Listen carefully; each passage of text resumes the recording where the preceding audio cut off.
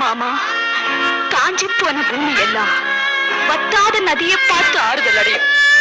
அந்த நதியே காஞ்சி போயிட்டா துன்பப்படுறவங்க எல்லாம் உங்க கவலைய தெய்வத்துக்கிட்ட முறையிடுவாங்க.